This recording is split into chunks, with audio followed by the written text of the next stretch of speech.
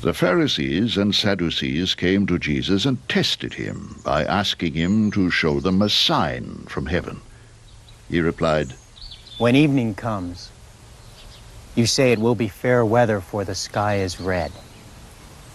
And in the morning today it will be stormy, for the sky is red and overcast. You know how to interpret the appearance of the sky,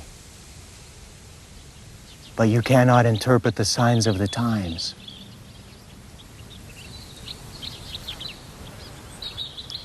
A wicked and adulterous generation looks for a miraculous sign, but none will be given it.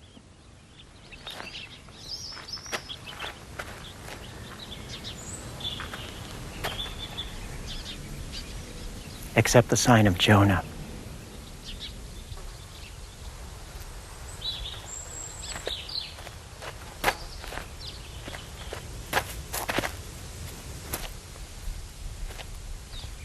Jesus then left them and went away. When they went across the lake, the disciples forgot to take bread. "Be careful," Jesus said to them.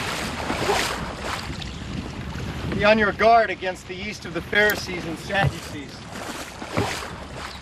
They discussed this among themselves and said, "It is because we didn't bring any bread." Aware of their discussion, Jesus asked, "You of little faith, why are you talking among yourselves about having no bread? Do you still not understand? Don't you remember the 5 loaves for the 5,000 and how many basketfuls you gathered, or the 7 loaves for the 4,000 and how many basketfuls you gathered? How is it you don't understand that I was not talking to you about bread? But be on your guard against the yeast of the Pharisees and Sadducees."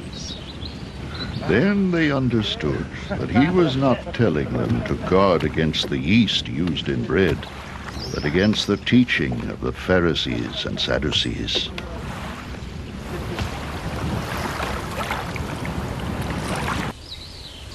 When Jesus came to the region of Caesarea Philippi, he asked his disciples, "Who do people say the Son of Man is?" They replied, "Some say John the Baptist, others say Elijah, and still others, Jeremiah or one of the prophets."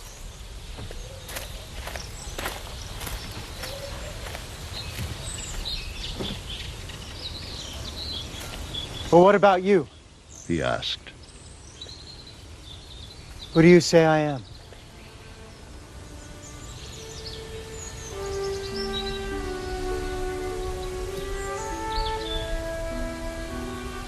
Simon Peter answered, "You're the Christ, the Son of the living God."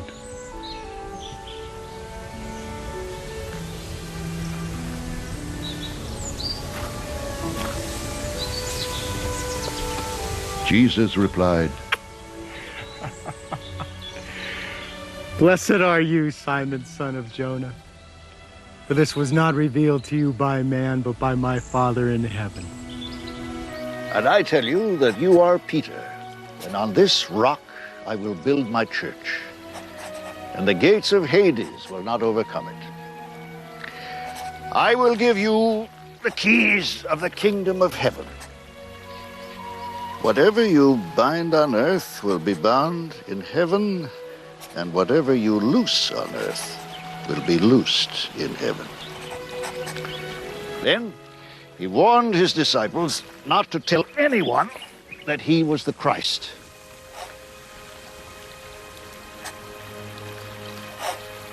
From that time on, Jesus began to explain to his disciples that he must go to Jerusalem and suffer many things at the hands of the elders, chief priests, and teachers of the law, and that he must be killed, and on the third day be raised to life.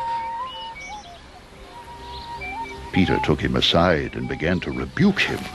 "Never, Lord. He said. This shall never happen to you." Jesus turned and said to Peter, "Get behind me, Satan.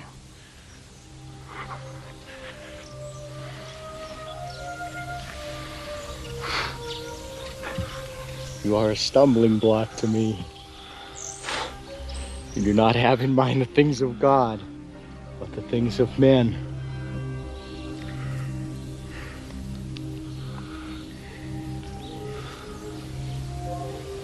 Then Jesus said to his disciples, If anyone would come after me, he must deny himself and take up his cross and follow me.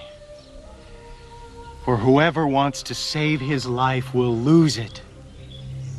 But whoever loses his life for me will find it. What good will it be for a man if he gains the whole world, yet forfeits his soul? Or what can a man give in exchange for his soul? For the Son of Man is going to come in his Father's glory with his angels, and then he will reward each person according to what he has done.